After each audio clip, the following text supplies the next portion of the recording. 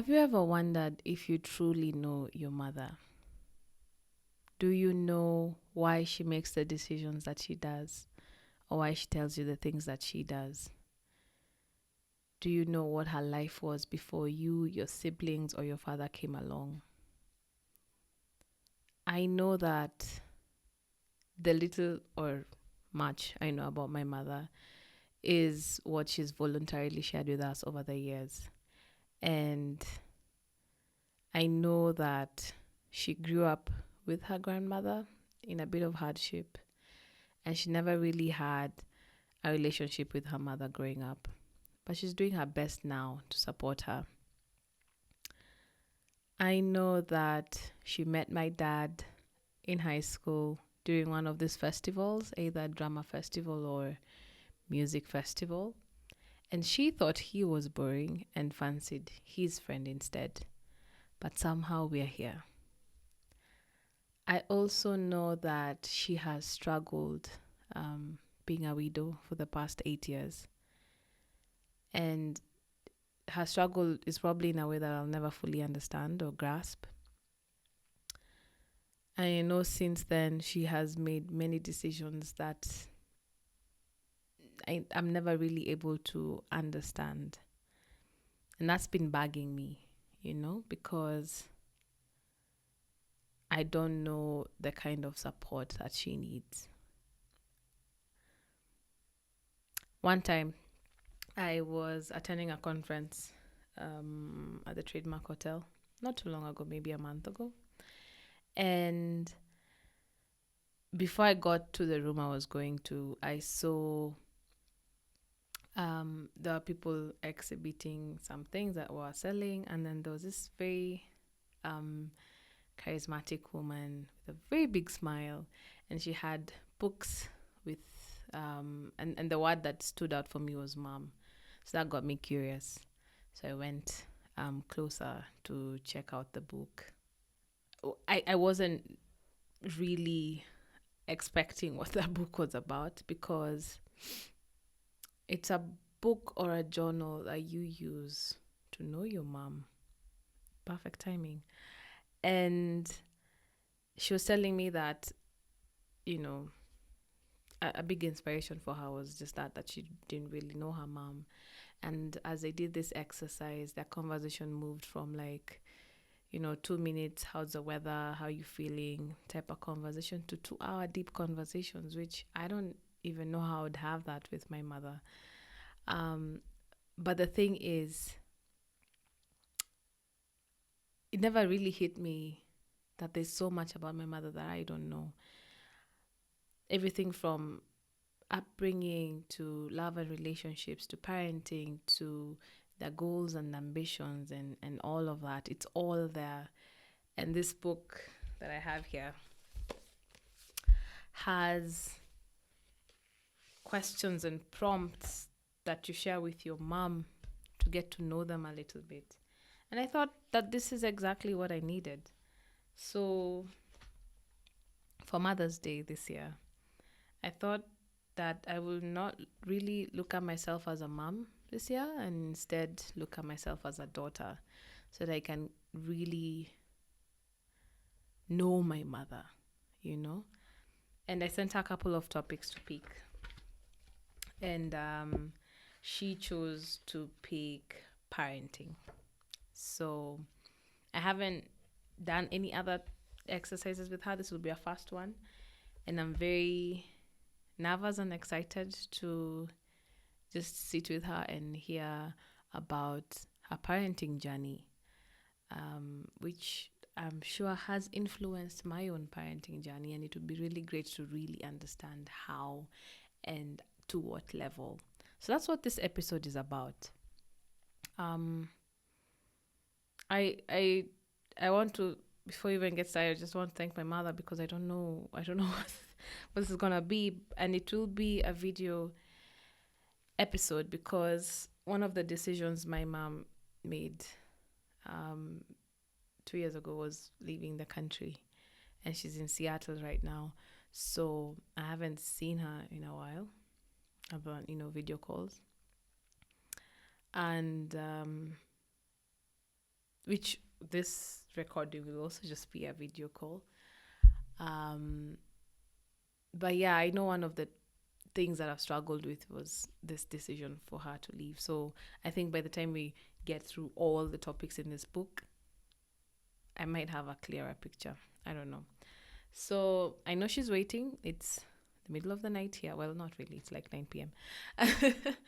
I know she's waiting. So let's get this show on the road. Yeah, let's do that. Thank you so much for being on the podcast, Mama. Let me start by saying Happy Mother's Day in advance from the one who made you a mom. So, and again, I know this exercise is a lot, and even just the fact that we're recording it is even it's more pressure. But thank you for agreeing to do this on the podcast. What we can start with before we get to the questions is that you can introduce yourself and your family. Okay, my names, I have many names, but I'm known officially by Hannah Wakene Kuria. I was named after a place called Kene in Kirinyaga, where my grandmother originated, and it's a name that I'm very proud about. It gives me a belonging. Um, I was a banker before I retired by profession, and this was a task or a career that I really cherish. It made me who I am today, a better economist. Yeah, the mother of two girls, one being Sally, the other one Stacy, and was married to a very wonderful man called Jackson Korea, aka JK, and he went to be with the Lord, leaving me with my two beautiful girls, whom we are taking care of each other today. Most stories on this podcast are usually about pregnancy, birth, those first early years. And you chose this topic. So that's great. I think I've always been very curious to know just how you felt as a first time mom because I'm the one who made you a mother. So we'll start with the first question, which is what do you remember about your first pregnancy? And in it, you can talk about the things that you liked, you did not like, and your struggles, and maybe how my pregnancy, okay, your pregnancy with me was different than the one with Shiro. Wow, when it comes to pregnancy, it actually caught me off guard because most pregnancies, especially the firstborns, are not planned for. They just come. In the process of having your fun, somebody sneaks in, and that was you. I was really like, it has happened. What next? Well, how do I move? And I was scared even to tell your dad, who was my boyfriend by then, that it's like that. I didn't know his reaction. I was not married. We were just courting. We courted for 8 years. And we had to really be very careful as each one of us was following their own educational paths and to make sure that we become economically ready to even be able to raise children. And this has come. How do you start telling this man that now you know there's a place we have to sneak in a baby as we follow our paths of life?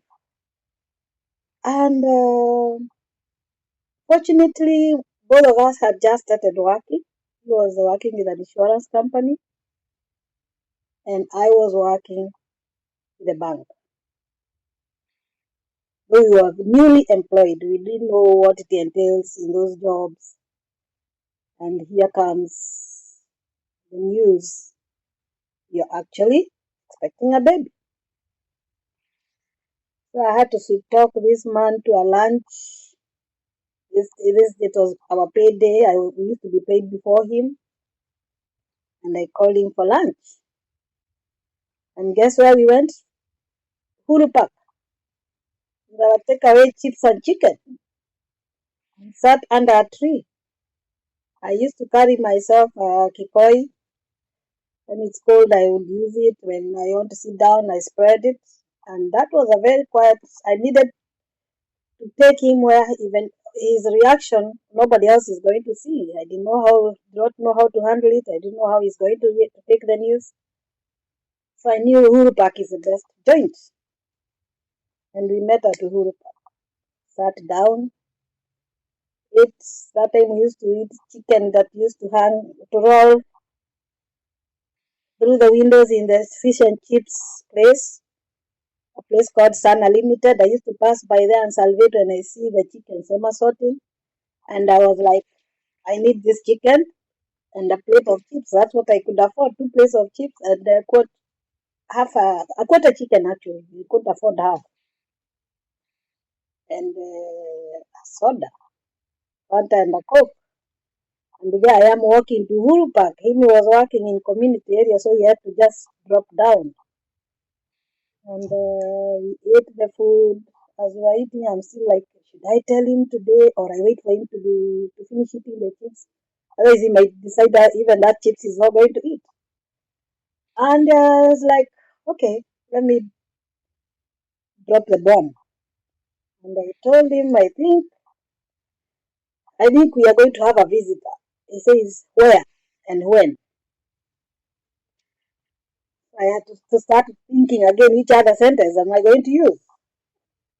When I said, I think I didn't have my monthly visitor. So he's like, eh?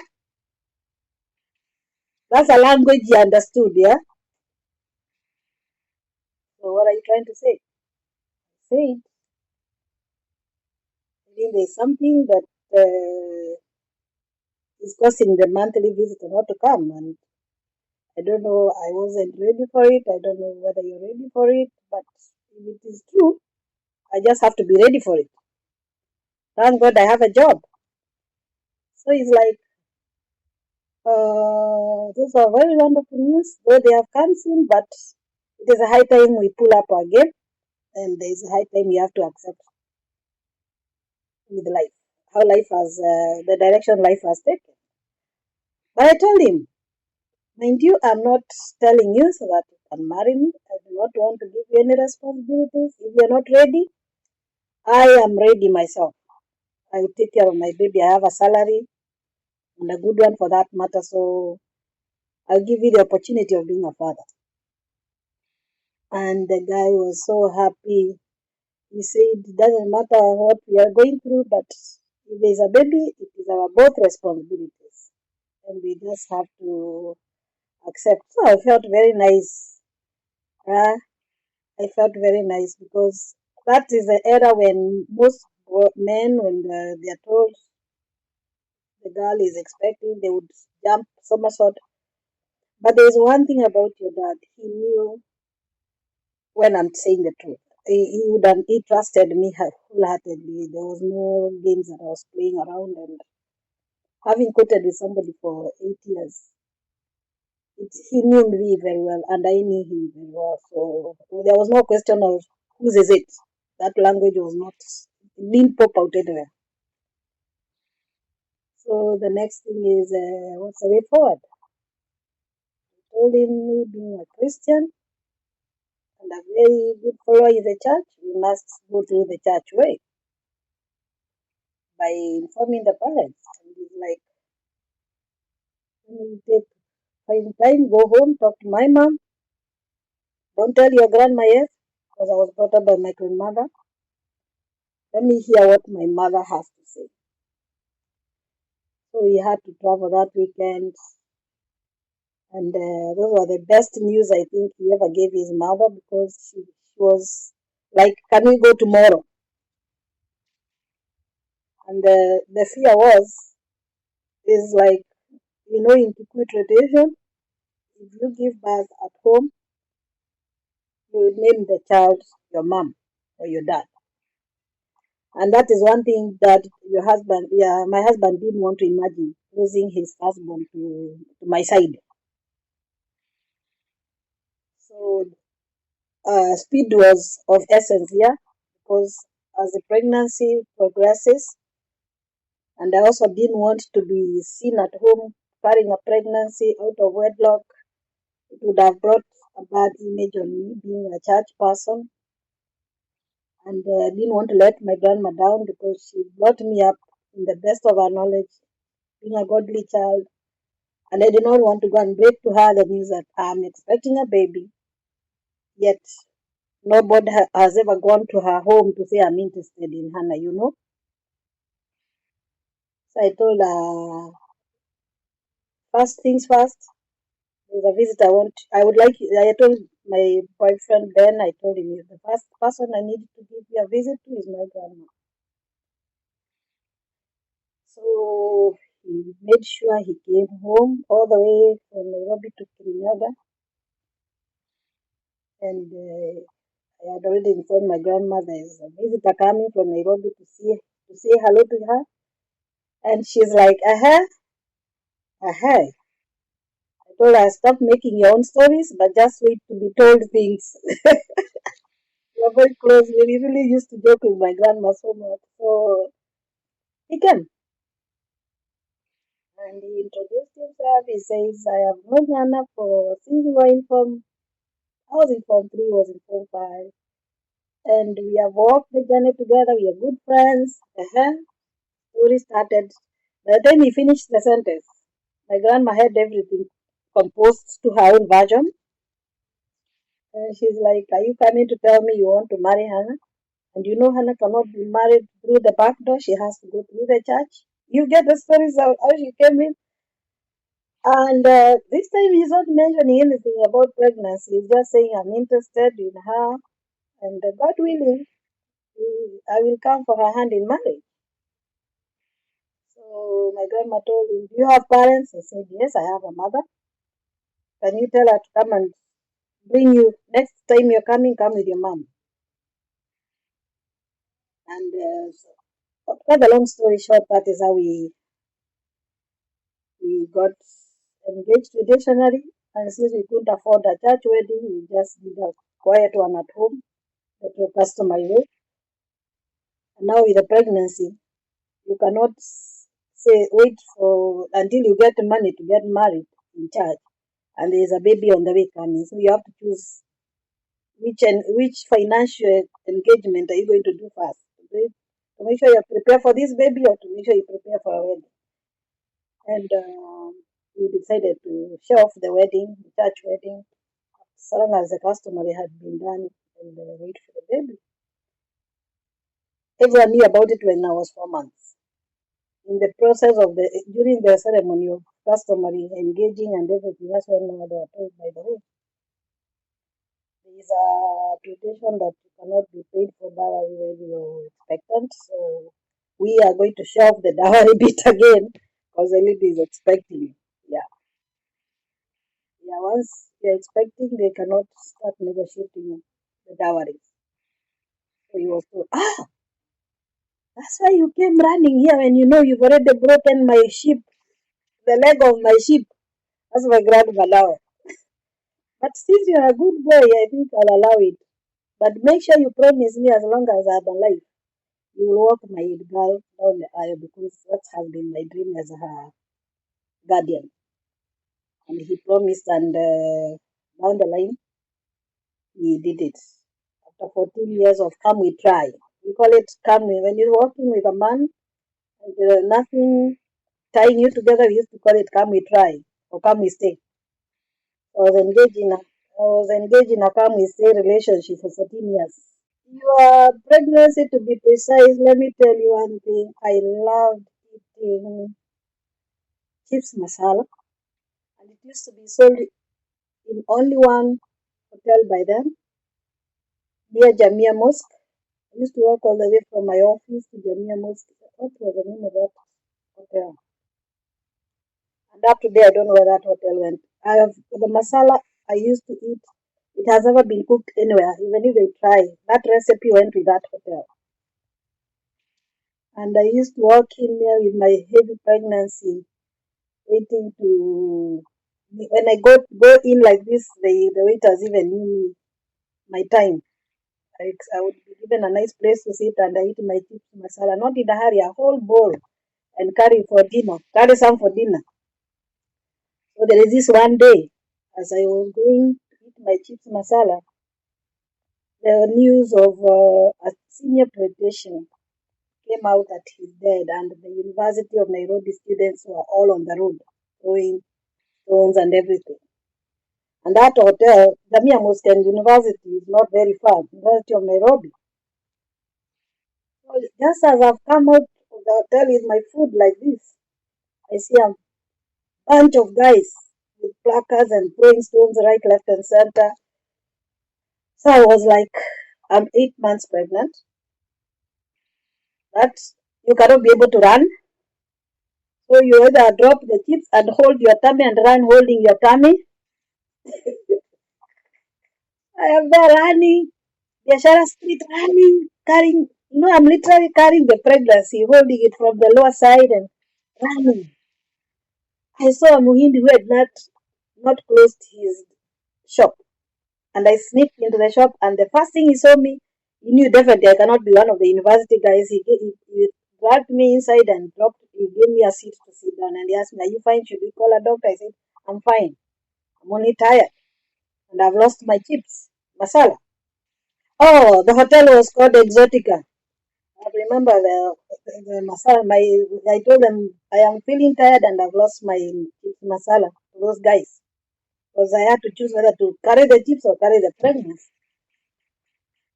So here I am. The pregnancy wasn't bad. The only thing when I used to go for my antenatal in Mata Hospital, and it is good when you're expectant to go to these antenatal clinics. You learn too much than what people who don't go for those things. Because down the line they were able to identify that I was too short for that pregnancy. My height was also a problem, and they kept on saying people of 4 feet. I think I'm 4 feet high or a meter or down. Was saying I'm 4 point something. And one thing, my body was petite, very small, and the pregnancy was big for me. So the doctors kept on saying, "Look, we are going to watch you. You may want to go through the normal way, but your height is a problem." Again, it's like my hip area. They said was not enlarging. So I asked them, "What are you trying to suggest?" And that time, the hospitals used to be christened by people. They like giving people CSs so they can make more money from pregnancies than when the normal birth. So everyone who goes to hospital, they are insisting has to be a CS. And that time to pay for a CS was very, very expensive. I believe even today it's still expensive. Fortunately, I had, let me tell you something I didn't tell you. Now when I got married, I could not declare to my employer that I'm married because I knew I needed the health insurance that I was getting from the office. The minute you say you're married, they exempt you from that. They don't cover married women. I'm supposed to be covered by my husband's insurance. My husband didn't have insurance by then. So I decided to go single by choice. So what I can benefit because I can benefit from the medical cover. Touch wood. I hope I'll not be easy. So I did have to bring my husband on board, and I told him, "Okay, the doctors are saying that the pregnancy is big for me. I cannot be able to go through the normal birth. But there's some tests they need to do to me. Then once this results are out, the doctor wants to meet me and my partner. That he can explain to us what is happening." So I asked Dad, my husband, please get time. On this day we have a doctor's appointment. That time we never used to go with husbands. Lucky you people today you walk around those antenatals with your husband. However, you tell a man that he has to go and this is who you ask, "Am I the one giving birth? It is you. Go with a pen and a paper, write down what they'll teach you, come and pass the information to me." So we never used to have the opportunity where a man takes you to those clinics. Every day I have to come home, the doctor said, one enters through here, comes out the other side. He picks what he wants to pick. However important it may sound, he knows his target is to make sure that the baby is born. It doesn't matter which direction. So we were there. I told him the doctor now needs to see you face to face and explain to you how things are. So I went. They had already done some scan around here where they showed the baby is bigger than me by about 12 inches. I am measuring 9 inches, and within 2 weeks I cannot make that baby come out normally. So my husband was asked, we have called you here so that you can sign this form to allow us to do a direct cesarean on your wife because of 1, 2, 3. So he was given the reasons. And he says, as long as they come out of that place, both of them safe and sound, I will sign. But I don't want you come out, you tell me one has gone, the other one has remained. Because his fear was losing either of us. So now the issue now again came up. Is it a boy or a girl? Our time we never used to have the opportunity of going to know the sex of the baby, so you are waiting. Until you give birth is when now you start running to go and buy clothes. You go and buy. You used to buy unisex clothes, waiting for the baby to be born. So when it now came to the names, we didn't know which names to give to the baby. By then, it was not a thing that you can sit down and think. Once the baby is born, you make the name that time when it is born. Now the most surprising thing is when I woke up from my deep sleep, because that years we had to go for the cesarean, yeah. And this time, because also in the same time, babies used to be stolen.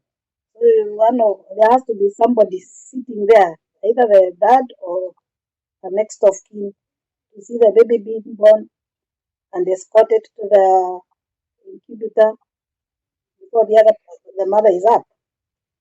And dad was there waiting. And my mother-in-law could not wait. She also said she's coming to sit with my dad, with my husband. And so after this, just to take you back, after this, the results came out and dad was told, and doctor told him that we can do it as early as tomorrow because there is nothing to it. The baby is due. We don't have to wait for the full term, 9 months. We can do it as soon as you're ready within this week. So I told the doctor to give me time to go home and sync the information. And we booked ourselves on Wednesday. So that visit was on Monday.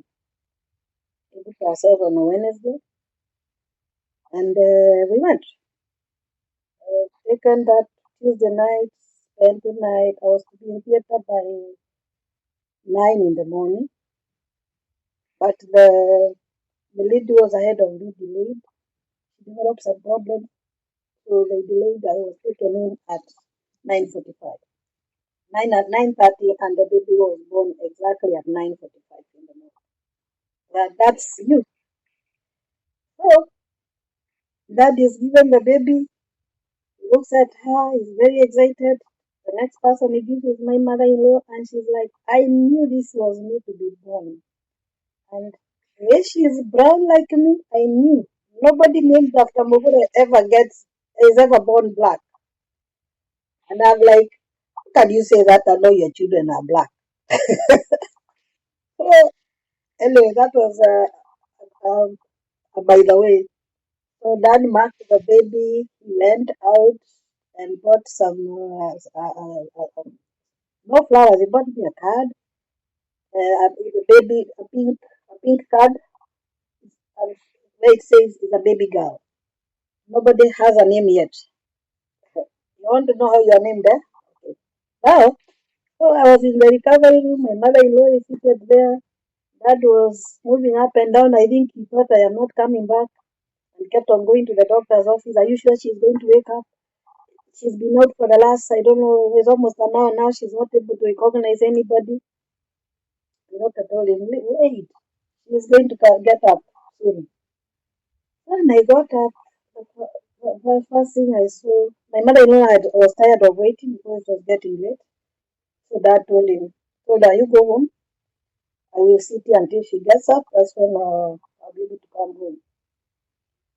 So when I woke up, the first thing I saw was a pink card, and I knew that must be a girl. I said, it's a girl? He says, yes, my mom. So he was so sure the second name of the baby is Mugure. Because my mother-in-law is called Mugure. No changes of names. But now their first name, he left it to me to give the name.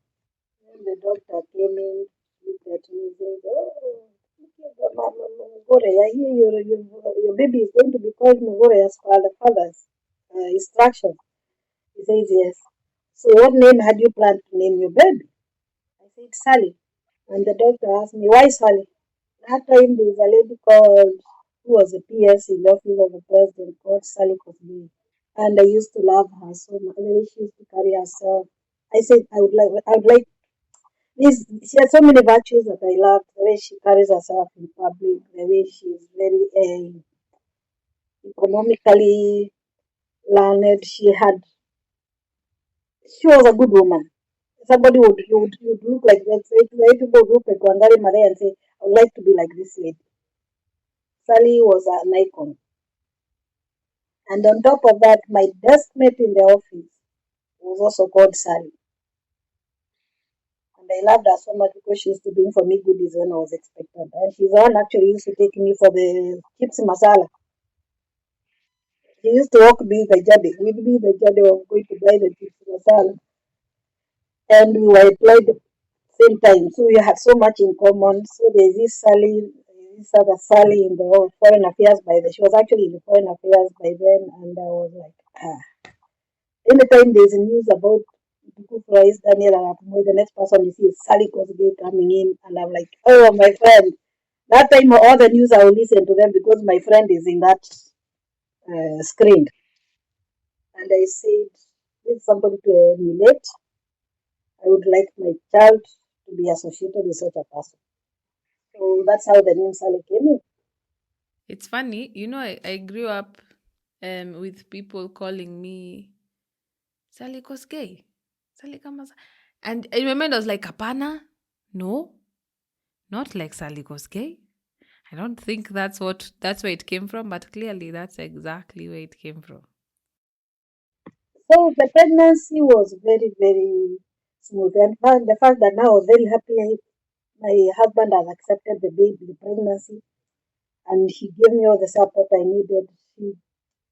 He what do you call it? All the support I needed. He was a very supportive person on that. And that is what actually, again, it didn't give me issues during the pregnancy. But now the second pregnancy, that one was planned because we needed to gap our children with at least 4 years because the issue of leaving two children with a house girl in the house was traumatizing me. So I told him, I will only give birth to another child when this one goes to school. I need to space them that way. That is why I was able to space you and Shiro with the 4 years. Because with you in the morning, I go with you to school. The house girl is left dealing with the baby. And that one was planned. But again, 4 months, again, I was involved in an accident. I was coming from work. And I was hit at the back here, near the spinal cord on the head there. And they had to rush me to hospital, Nairobi hospital. When I was there, as I'm being pulled to the X-ray center, I saw somebody say, if you know you're expectant, inform the nurse before you go into this room. I remembered I was pregnant. Told the nurse, I told the nurse, you, I'm expecting. He said, what? You know, the 4 months, the tummy is still down there. I used to be very petite, small.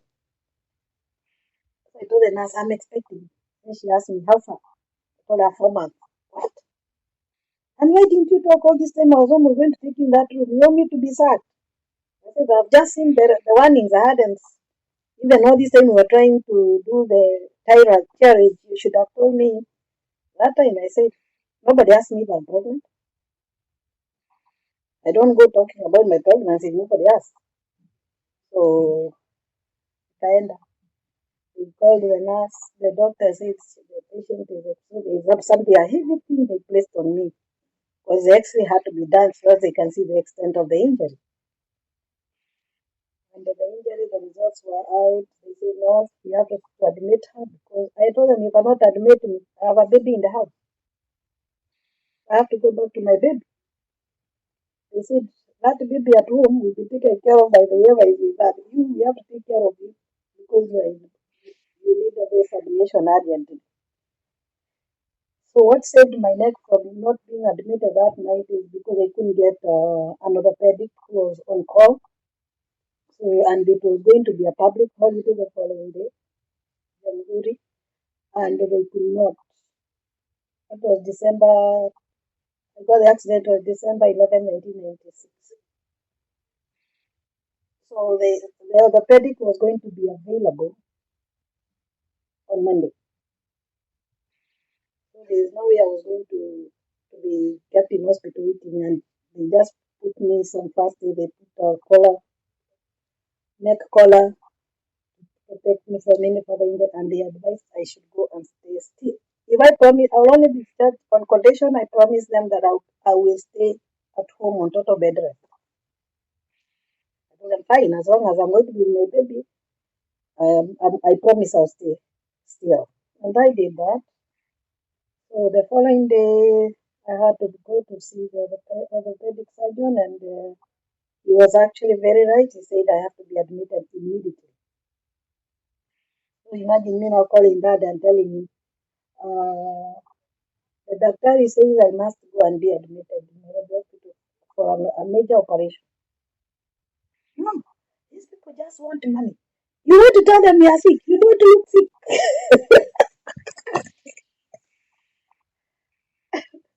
I told him, my friend, he used to argue. He feels well, but he's trying to show you the other side of life. Why did he accept to be admitted? It's something you can heal from home.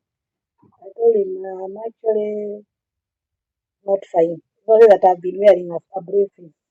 The CT scan is out and my spine is not good.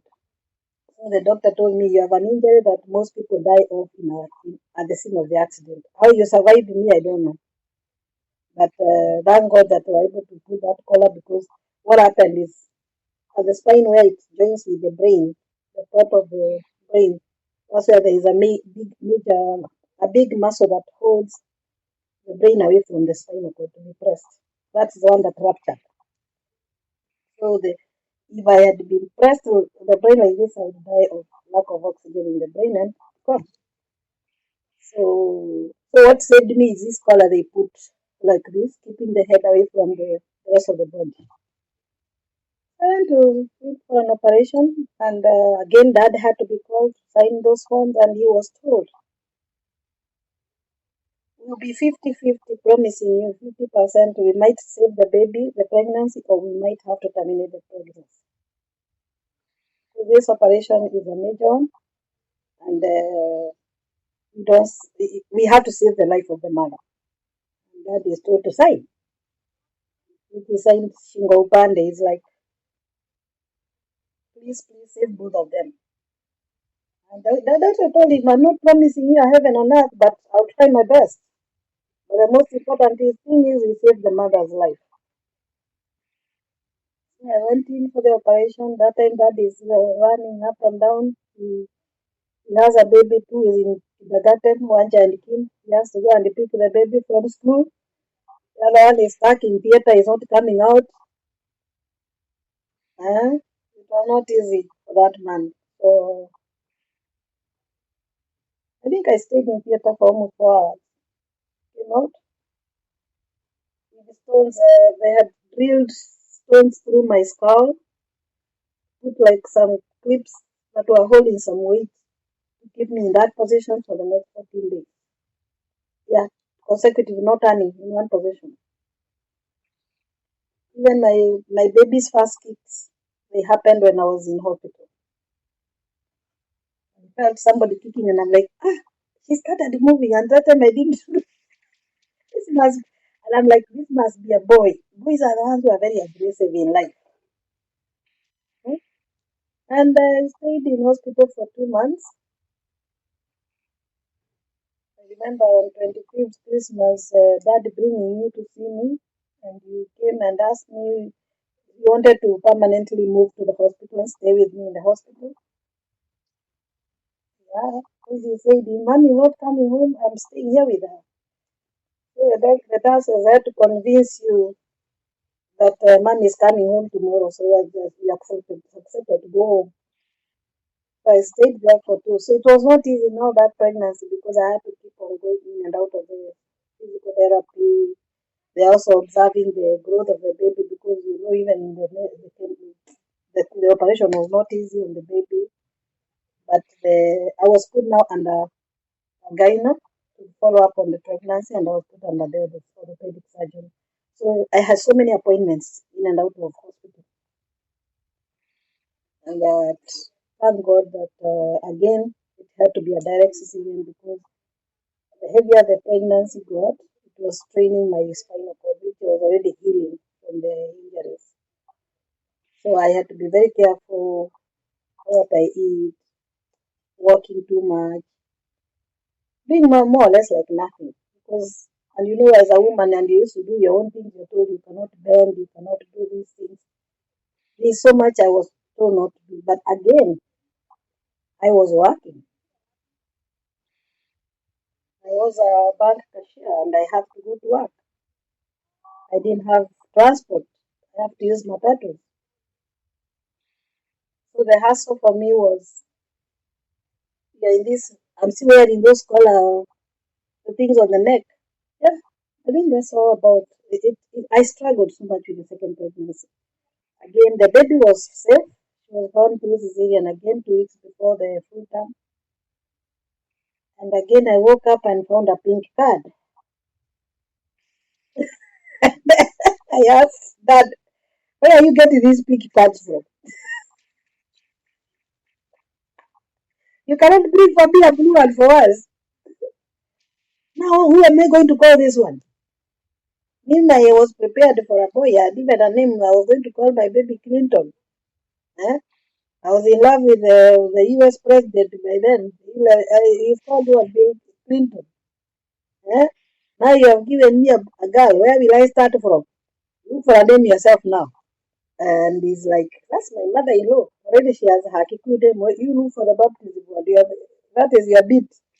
And I'm like, I think Stacy is a good name. You know who was Stacy? My current desk mate in the office. Again, the name that I loved that time. I did not have to think. I want a name that I can associate with. It was as easy as that. Me, for one, if I loved you and I love someone, I would want to remember that person. I kept, and I've kept those friends of mine to date. I think you know them. I associate. There's a way I associate with my friends. The friends I would like to walk the journey of life with. The friend I would like them to be there even for my children in case of anything. You keep friends because of what either of you can gain from each other. What was the most challenging part about being a new mother? That time being a first mom, we life then was very hard for mothers because, especially working mothers, because our maternity leave was so limited to exactly 60 days, 60 calendar days, where you count not just working days, but Saturday and Sunday included and holidays. So you'd find mothers struggling, staying on in the office. Some would leave their desk going to the maternity, to the hospital to give birth because you want to save these days. Because once you take a sick leave, that time it minimizes on your maternity day. Once you take even an off day, it minimizes on your maternity day, on your maternity leave day. So you struggle there, sit there, work yourself up. You have to meet targets. Transport was also an issue, but all the same, the support system. I had a very good boss in the office, and she walked the journey with me also because she saw the way I was struggling. She was very good to mothers. As much as there are some HR regulations, you would find sometimes she even asks somebody to, when she finds the way you are, by the look of you, she would know this one today, she's not in a sober time to face even the clients. You would be put back office. She would tell you, go sit there, rest, and put stronger people to the front desk. And that one really supported me a lot. I was able to find it a bit easy. And again, now when it came now, I've given back this years. I still have my 60th calendar days. The baby, I'm leaving my baby in the house with a house girl who I have never even seen in my lifetime. I picked her up from a bureau, and you're leaving her with a 2-month-old baby.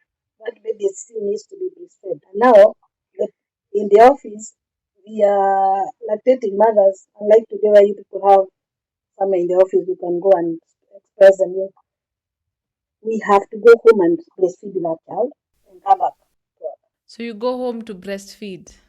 There's no pumping. There's no. Do you even have the pumps? Do you have space in the fridge even to store that milk?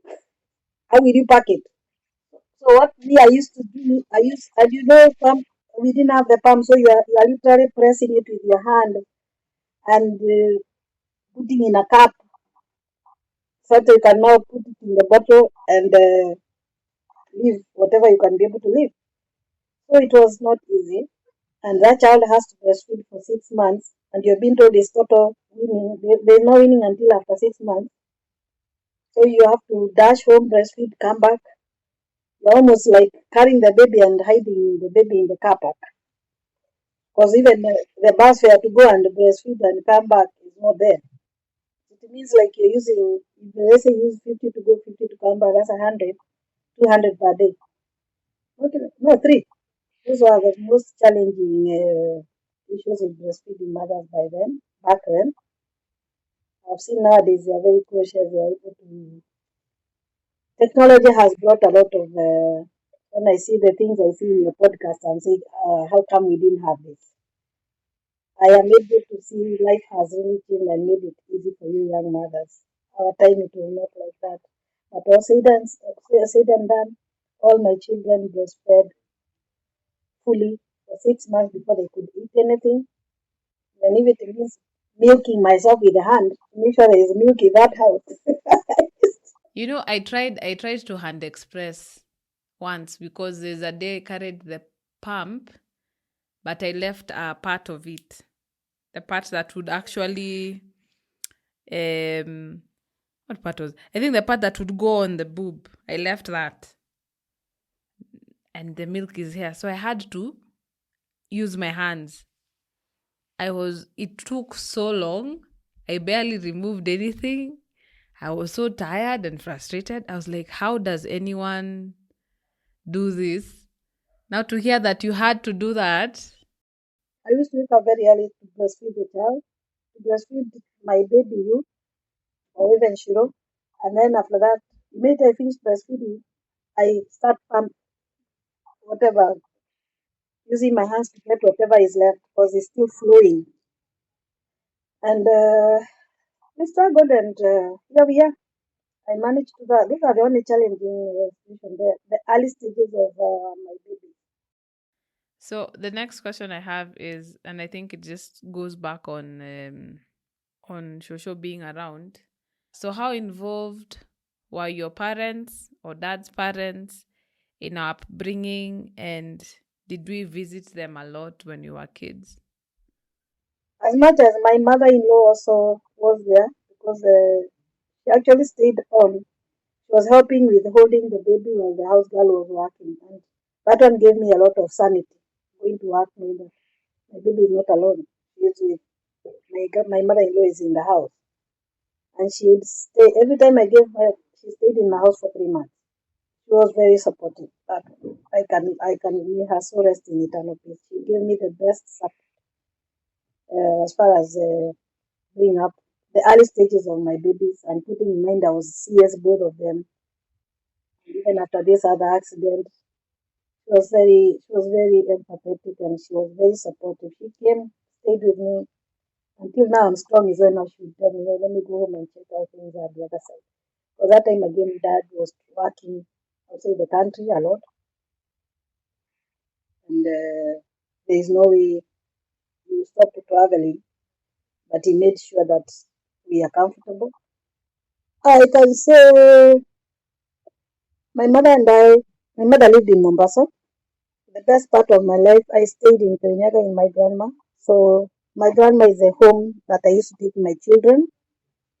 When you have to visit home, this is where I used to take you because I did not have an attachment with my mother. We were not very grossly involved, and like she is a person I knew. She's the one I used to go cry to in life when life is difficult. Here are children. I would take you for her to bless you. There's a way she had a unique way of blessing the newborns, which I am glad the last person she blessed was Keo, your daughter. And every time I give birth, I look forward to the day I'll take my baby to her to bless. There's a way she used to bless those kids. And through those blessings, I've seen a lot of impact of those blessings in your life. Because each one of you, there's a way God protects you. There's a way those prayers, my grandma used to say to you, have impacted in your life. I can see them. You may not see, but I say this is a blessing that were seen by to this child when she was 1 year, 2 years, depending. But I used to take you home in the first 3 months. Anytime I was able to travel, the first person I used to take to was my grandma because I believe in those blessings. There's a way she used to perform oiling your head, forehead, oiling your hands, oiling your legs, and telling you God bless you when you grow up. And I look forward to that ceremony actually, and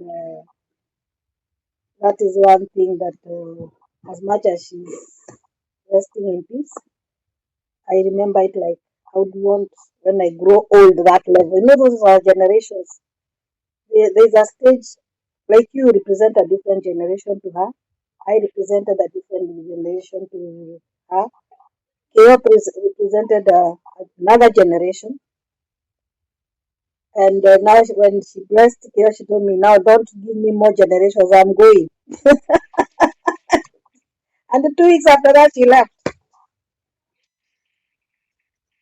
He told me, "No more generations for me." So I would like when I grow old, I be like her to see those generations because it's a blessing. So don't ask me why I never used to take you to my mother. Is because I do not know her much, and I did not know how she was going to react to me having children. And it's like